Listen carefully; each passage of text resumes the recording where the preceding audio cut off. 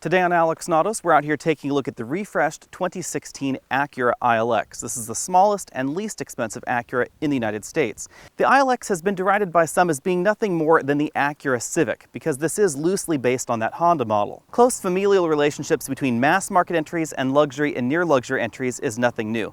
You have to look no further than General Motors, which sells Chevy, Buick, and Cadillac versions of the same basic vehicle, or even some of the other luxury players. The Avalon is related to the Lexus ES. The Chrysler 300 is related to the Mercedes-Benz E-Class. Even Audi's A3 is closely related to the Volkswagen Golf, and it shares engines and certain drivetrain components directly with those other models. In this immediate category, in many ways, this is actually less related to its mainstream counterpart than some of the other entries out there, like the Buick Verano. The 2016 version of the ILX is somewhere between a refresh and a reskin for Acura, because they have tweaked the front end, the back end, but more importantly, they've also put a brand new engine under the hood. Up front, the changes are relatively minor. We have the full LED headlamps basically taken down from the MDX and the RLX, grafted onto the front of this smaller Acura. The model we're taking a look at today is the A-Spec trim, which also stands for sporty in Acura speak.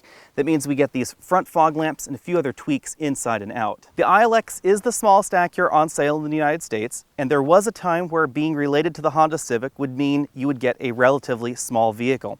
But those days are long since gone. This vehicle is 181 inches long. That means this is about 8 inches shorter than the Acura TLX, but it's only about 2 inches shorter than the Lexus IS250. The ILX actually slots in 6 inches longer than the Audi A3, about 1 inch longer than the Mercedes-Benz CLA 250, and right about the same in terms of length as the Volvo S60 and the BMW 3 Series. I'm not comparing the Honda Civic and the ILX because I think they compete with one another, but because my Facebook fans asked me to.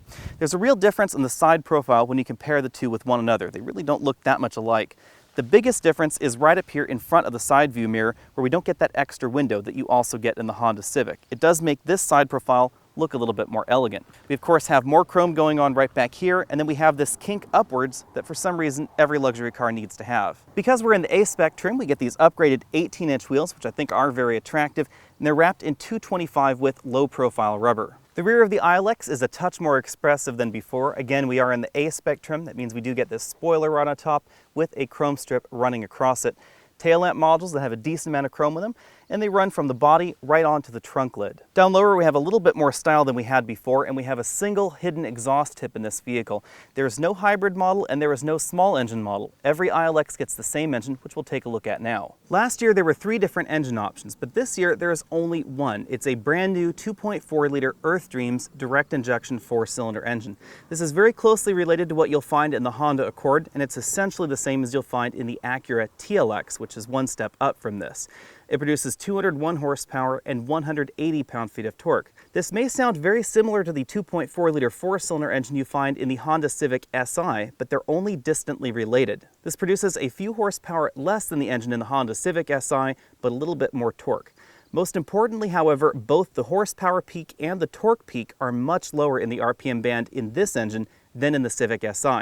You really have to rev the nuts off the Civic Si engine in order to get the maximum amount of oomph out of it, and that's not what's going on in this engine. Also new is a brand new 8-speed dual-clutch roboticized manual transmission. This is essentially 2 manual transmissions jammed together inside the same casing. The computer does all the shifting for you. Well, that sounds very similar to what you'll find in the Audi A3, and indeed it is. There is one key difference between this and the Volkswagen Audi DSG. Acura actually includes a torque converter in addition to the dual clutch device. The reason for that torque converter will become completely obvious out in our drive section, but to tell you briefly, it seriously improves the low-speed crawl abilities of this transmission.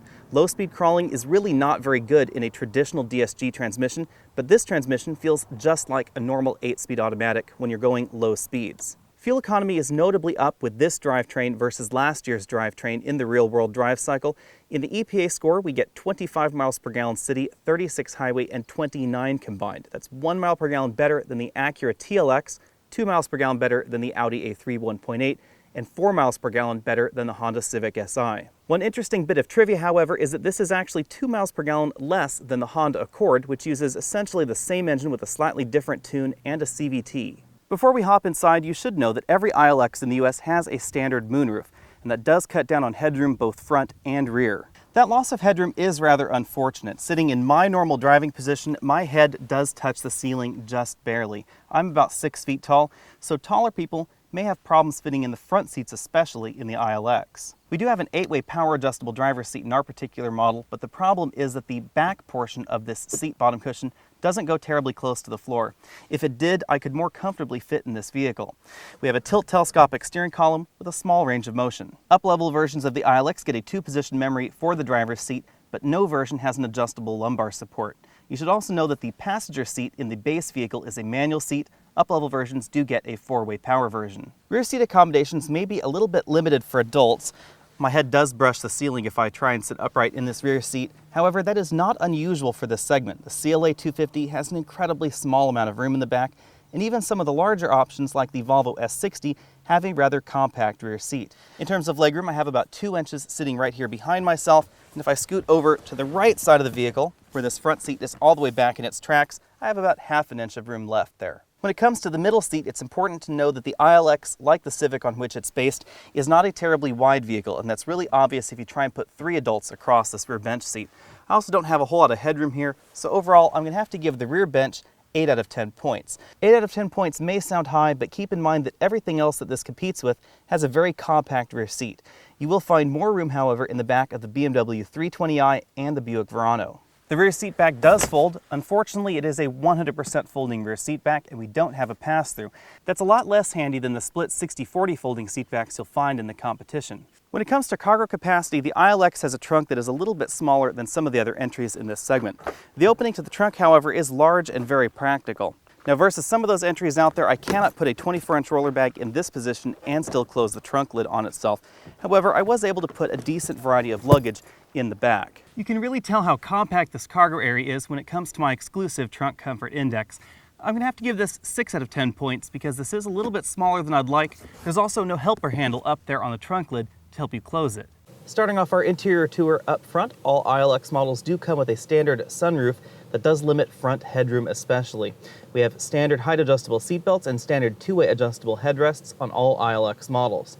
Taking a closer look at the seats, keep in mind that we are in the A-spec model, so we do have unique seats in this particular vehicle with this faux suede insert. This is not leather in the center.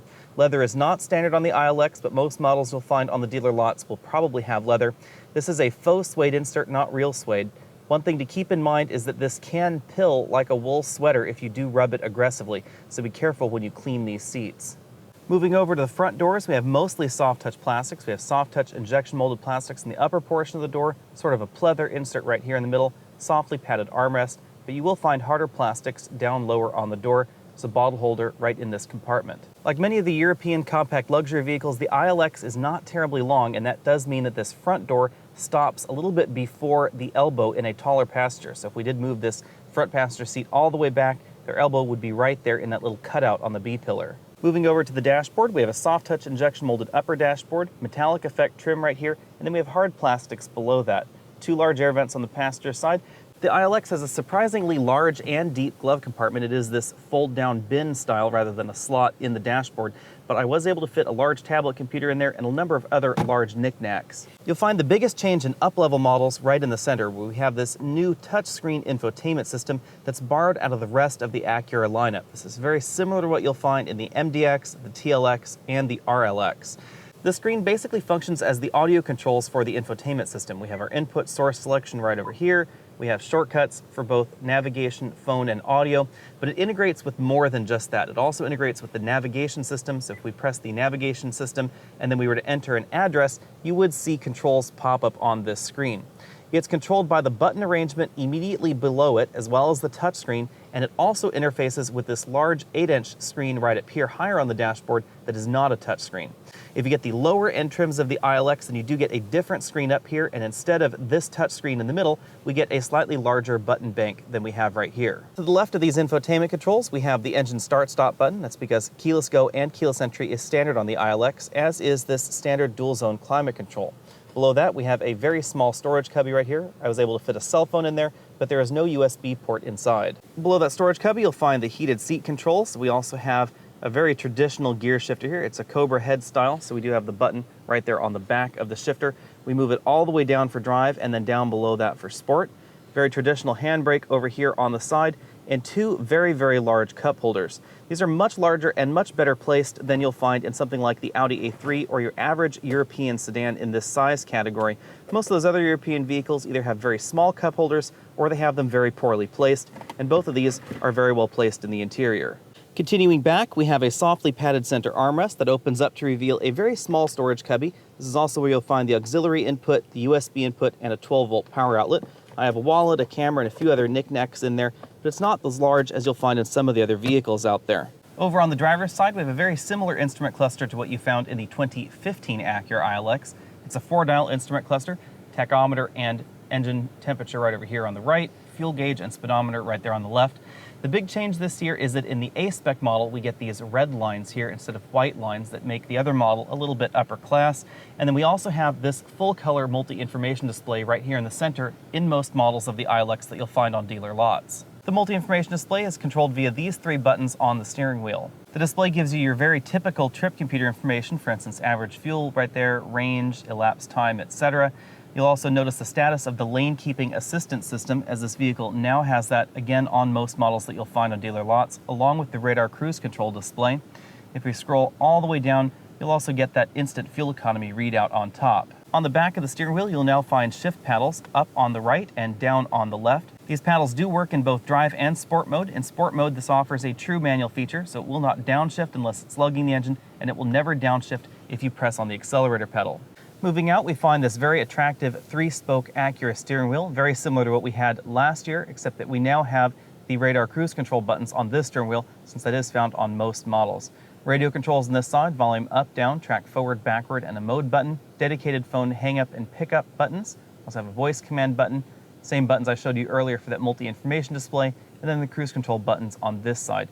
Zoomed out at this level, you can see the shift paddles easily on the back of the steering wheel, again up on the right and down on the left. Depending on the ILX version that you get, you may have Acura Link standard on the vehicle. This is sort of a telematic system, very much like General Motors OnStar. We have an assist button right there. That's if you need emergency services. The Link button is for the rest of the telematic services provided by this vehicle. The services are very similar to OnStar. We get airbag deployment notification, safety assistance, mapping, etc. Adding that torque converter to the dual clutch transmission allows the Acura ILX to do something you cannot do in the Mercedes-Benz CLA 250 or the Audi A3 with Volkswagen Audi Group's DSG. Crawl slowly. That may sound boring, but it is a very big difference between this and the other vehicles. In every other vehicle out there with a dual clutch transmission, the clutch is either engaged or it's not. There is a very small window where it can slip the clutch, but slipping the clutch is never as smooth as you'd like. Out on the road, I did shed one tiny little tear that the manual transmission is no longer available in the ILX, but it was only one tear, because if I had to choose an automatic transmission to replace it, I couldn't think of anything better than this new 8-speed DCT. That really is high praise, because I placed this transmission in the same bucket as ZF's 6-speed and 8-speed automatic transmissions that you find in a wide variety of performance vehicles, from Jaguars and BMWs to even Chrysler's new Hellcat series performance vehicles. Not only are the shifts in this 8-speed automatic transmission incredibly fast, it also rev matches very nicely for you. The paddles, however, don't let you cue shifts in a way that I would like. That is a little bit of a downside. This 8-speed DCT has a serious impact on acceleration. This vehicle ran from 0 to 60 a full second faster than the last 2.4-liter ILX I tested with the 6-speed manual. That shouldn't really surprise you, because this combines all the best features of a manual transmission and an automatic transmission in one box. While I wasn't really surprised that acceleration would improve over the 2015 model, I was surprised how much faster this was than even the Buick Verano. This is considerably faster than the Buick Verano in base form and a little bit faster than the Verano Turbo. Keep in mind that the Verano Turbo has more torque and a much more advantageous torque and horsepower curve, but it has a traditional 6-speed automatic, and it's a little bit heavier. Therefore, I'm going to have to give this 9 out of 10 points when it comes to acceleration. The only vehicle even remotely in this category that's faster than this was the Mercedes-Benz CLA 250. Thanks to the light curb weight and the excellent 2-mode damper system that Acura has brought down into the ILX, I'm going to give handling 9 out of 10 as well. This vehicle only has 225 with tires, but it handles incredibly well because of the light curb weight. The suspension is also impeccably tuned. It never feels upset over broken pavement or rough pavement. It just goes exactly where you want to point it. The steering is a little bit numb, but the steering heft is just about right. Thanks again to that light curb weight ranging from 3,093 pounds to 3,137 pounds, I'm going to give braking 8 out of 10 points.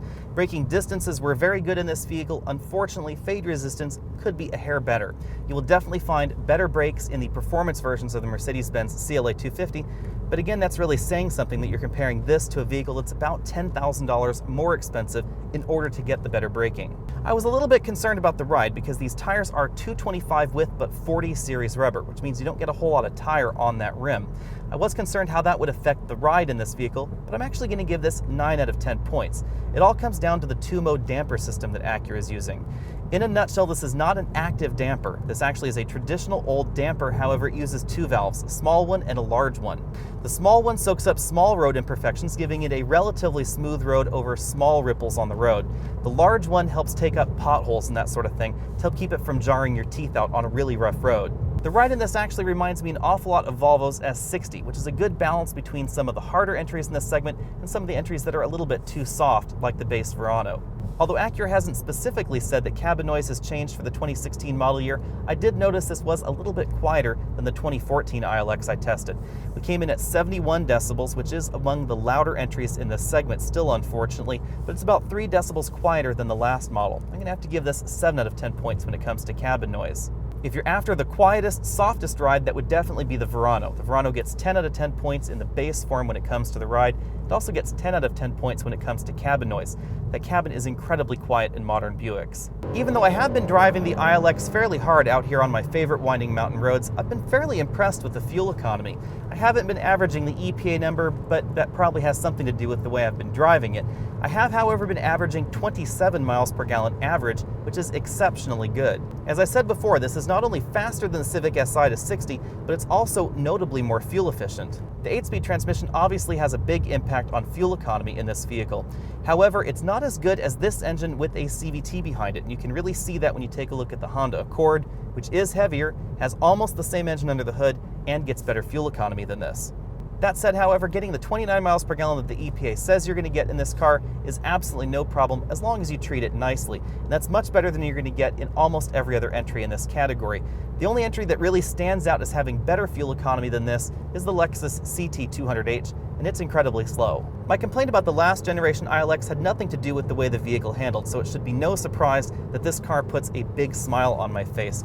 The transmission selections, the engine options, and the infotainment options were really my complaints about that last gen ILX, and all of that's been fixed this year. The CLA 250 handles better out on the road and it feels more connected to the driver, but it's not nearly as smooth as this dual clutch automatic in this transmission. The 7-speed DCT that Mercedes puts in the CLA 250 really is a little rough around the edges, and that's not going on in the ILX. This is considerably smoother than the DCT that you find in that Mercedes-Benz, as well as the DSG you find in the Audi. Pricing is typically very simple for Acura models, and that continues with the ILX. There are basically 4 different versions of this vehicle. Things start out at $27,900 for the base version. Now that base version still gives you keyless go and 2-zone climate control, a Bluetooth phone interface, as well as a power driver's seat, but we don't have real leather in that cabin. Although this is more rule than exception these days, you should also know that the base version doesn't get a manual transmission. It also uses the same 8-speed automatic that you've been seeing in this video. The next trim up is the $29,200 Acura Watch package.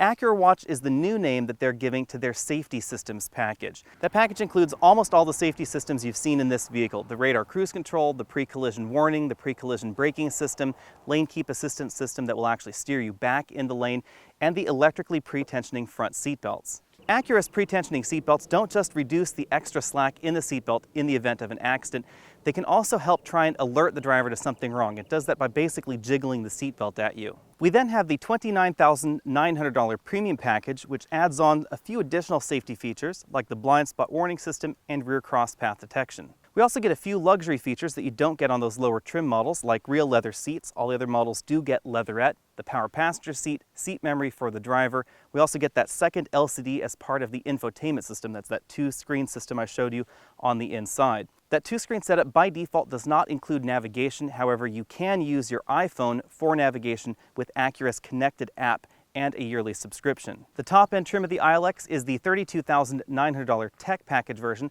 that gives you built-in navigation in that same screen we got in that last trim. We also get an up-level audio system with more speakers, subwoofer in the back, etc. The standard 2-zone climate control system gains a solar sensor as well as GPS integration, and we get that Acura Link telematics system. For $1,990, you can add the A-Spec package to either the Tech package or the Premium package version of the ILX.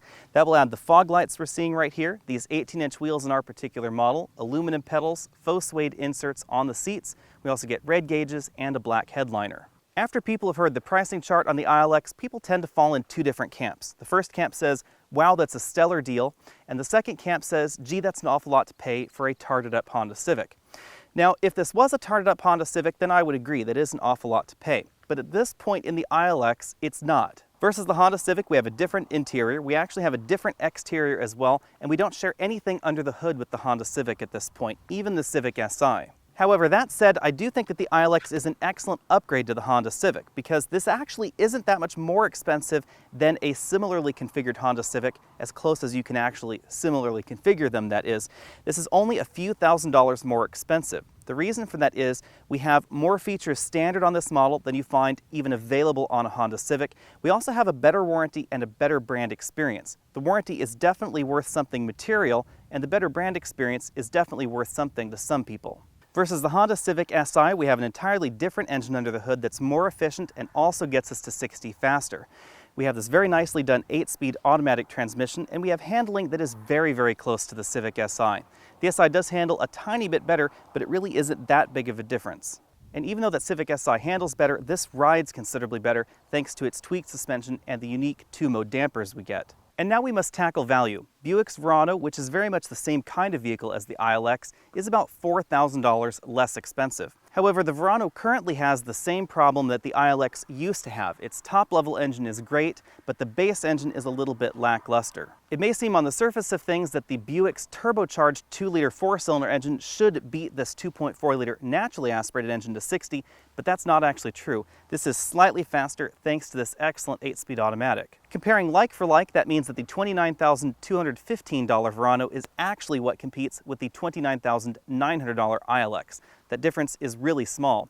You have to also keep in mind that the Verano doesn't have a standard moonroof, and that means this is actually a little bit less expensive adjusting for feature content. The handling in the ILX is also better than the Verano, even though you can get wider tires in that Buick, largely because this is lighter. Now, Buick still offers a manual transmission on that Buick Verano. The shift is a little bit rubbery and the clutch travel is a little bit long, but it offers a manual, and that's definitely something that I wish the ILX still offered. Buick also has an excellent brown interior if you really like one, but the ILX tops things off by being more efficient overall as well. So this is faster, it handles better, it's more efficient, and depending on how you price it, it actually is a little bit less expensive as well. Audi's A3 is a little bit tricky because it competes not just with this, but also in some ways with the Acura TLX based on price. The 1.8-liter turbocharged version starts at $39,750, which is a little bit more than this. It's about the same size on the inside, even though it is a little bit more compact on the outside. The interior is also a little bit more premium feeling than the ILX. It's really a little bit more on par with the Acura TLX. When you configure the ILX and the A3 comparably, it's going to cost you about $4,000 more to buy the Audi. The 1.8-liter turbocharged engine in that Audi is also a little bit slower to 60, and its 6-speed DSG has 2 less gears, and it's not as smooth as the one we find in this model. Lastly, Acura is in general more reliable and also costs a little bit less to insure, so that should be on your mind if you're buying a vehicle in this category. I don't think the 2015 ILX compared terribly well with the Lexus IS250, but this model is quite different. The IS250 costs considerably more, $36,550 starting, $43,745 comparably equipped to this model. Obviously, the Lexus IS is a rear-wheel drive vehicle. It's very nimble. It has an almost perfect weight balance, very precise handling as well. In terms of raw numbers, the IS also handles much better than this vehicle. The IS actually outhandles BMW's 3 Series, both in terms of average handling for a comparable model, as well as feel for a comparable model. It's really been their mission lately. This does have incredible feel out on the road, but it comes in third in this segment behind the Mercedes-Benz CLA 250 and the Audi A3, and all 3 of those do come in behind the Lexus IS250. You might say the ILX doesn't compete with the IS, it really competes with the Lexus CT, but the comparison doesn't actually get better over there, because a comparable CT will set you back $43,205, right about the same price as that IS250. It won't handle as well as this vehicle, it won't accelerate nearly as well as this vehicle, it actually is about 3 seconds slower to 60 than this. Admittedly, the interior of the CT and the IS are nicer than this, and while the IS might be $8,000 nicer than this, the CT is not $8,000 nicer on the inside than the ILX. The CT does win in two important areas. We get more cargo room in the back, and we also get better fuel economy out of its hybrid drivetrain. Now let's talk about some of the more distant competitors. You may be surprised that the CLA 250 is in this distant competitor category. However, the CLA 250 has really replaced the Mercedes-Benz C-Class in terms of price in this category. They no longer compete directly with the base versions of the BMW 3 Series or the Volvo S60 with their Mercedes-Benz C-Class. It's priced considerably higher. And that is now the segment that the CLA 250 is competing in. It's really obvious when you take a look at the comparable pricing. A CLA 250 will set you back $45,155 when you add the same options that we get on this ILX at $33,000. The interior is definitely more cramped in the CLA 250, especially in the back. Now the driver gets a little bit more headroom than we get in the ILX, but overall, that CLA is a fairly small vehicle.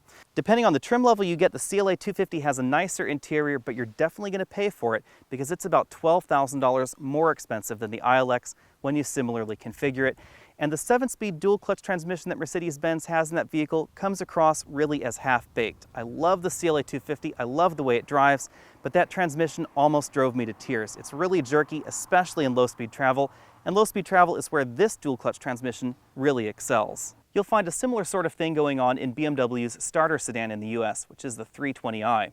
The interior is a little bit bigger than this. We have a little bit better handling, a little bit better feel out on the road, but it's significantly more expensive, especially when you start adding options to the ILX. The ultimate question when comparing to that category of competition is, how much is the nicer interior and the better brand name worth to you? And if the answer isn't $8,000 to $12,000, then you do well to take a look at the ILX.